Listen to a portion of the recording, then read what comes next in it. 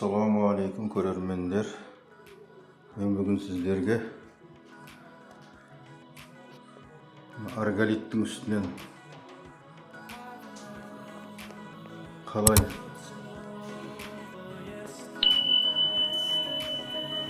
ондай потолочный ламинатты орнатуды көрсететін боламын. Арголитіміз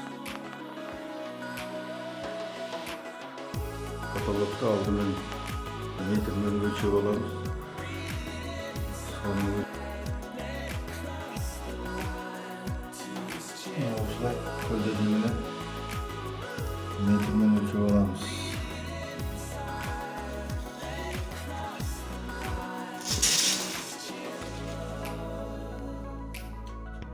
Алпыс бес шықты.